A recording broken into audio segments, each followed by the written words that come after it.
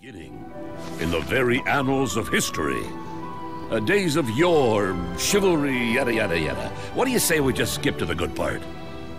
There was once a kingdom of such formidable wealth and high property values that its stalwart inhabitants overdeveloped it right into a real estate crisis. Using the power of magic or something, they propelled their castles into the skies. Thus was born the kingdom of... Welcome to the Mighty Quest for Epic Loot. My name's Judicus, this is a Controller Freaks review, and this is the character selection screen. Aren't we all excited? Here you'll have the mage, the knight, the ranger, and the runaway. Standard archetypes that are in almost every single game like this. The mage is ranged using magical powers, the knight is melee using brawn, and the ranger is obviously ranged. The runaway can be chosen as well if you choose to pay for the product, but the free-to-play does not include the runaway. Once you have chosen a character, you're introduced to Cornelius here, who basically runs you through the tutorial for this game. Opulentia in search of fame, fortune, respect, and recognition. Here we're given our first taste of gameplay, put up against a very fearsome foe, an entire small castle filled with chickens, level 1 to be in fact.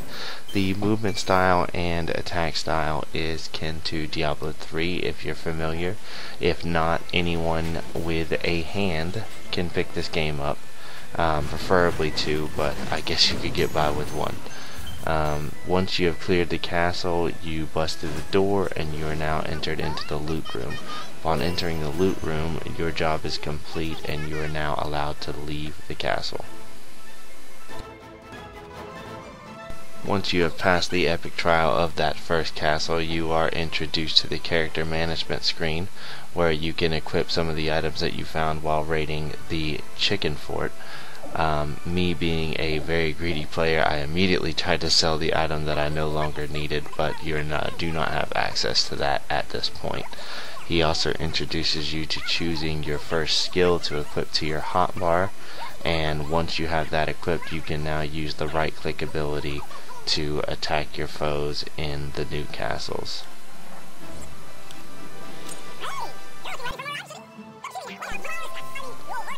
Here you can see he introduces you to your first steps of building your own fortress so that you can protect your loot in your treasure room. At this point it's all very bare bones. You don't get introduced to much in the beginning, just some basic tips on how to get started and what you'll need to do and what's what and all that.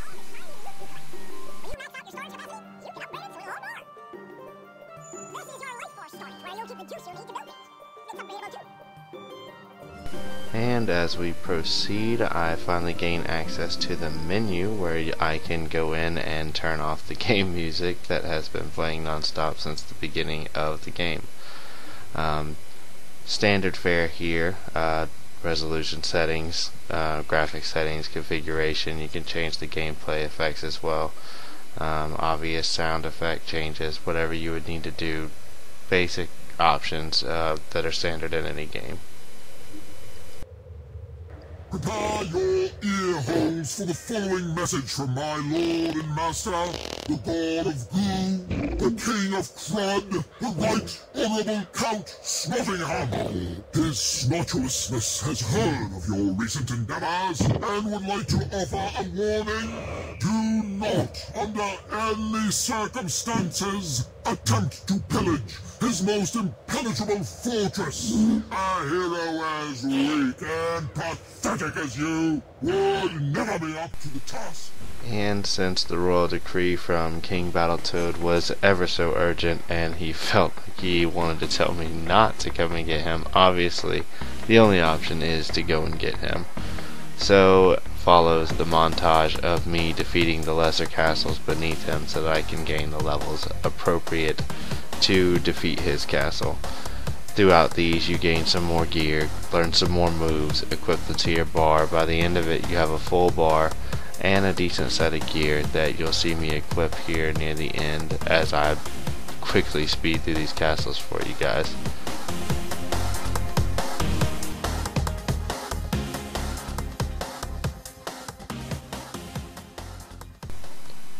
Once you've defeated the lower castles, you're introduced to King Battletoad's castle itself, which basically starts off what you're really going to be expecting in a game. Things get a little bit more challenging here. Once again, this is the first world, the first set of castles. It's not, you know, anything intense, it's not crazy, but it definitely gives you a broader view of what to expect maybe later on when players are actually creating the castles. Obviously someone in the development team created this castle, and you can see that here. There's more traps, more mobs, more stuff to do, and a lot more challenge in the whole scheme of things. When it comes to this game, I would definitely say it's been done before, and it's been done in many ways. There's even a game sort of likened to the metagame on here. It's you can download it from probably your mobile apps. It's called Clash of Clans. There's many other games like that as well. The combat's not the same. The combat's definitely a lot more fun in this game, but in Clash of Clans you build a fortress and you build armies to attack other players' fortresses. You can watch the replays of them attacking your fortress, and you try and hoard loot so that you can build a bigger and better fortress. This game just has a lot more detailed attack mode for you to play around with. But all in all, standard dungeon crawler, very fun, very intuitive, very, you know, quick action. I would say, like I said, this game's been done before, but I would have to give it maybe a 6 out of 10 on my scale.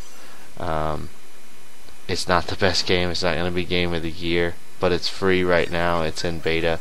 I'm not sure of what the developers plan to do for a full release, but as you can see here, I mean, things definitely get, you know, ratcheted up a bit. I'm currently fighting King Battletoad, defeat him, get a few pieces of cool gear, and then his castle ends just like all the other ones do.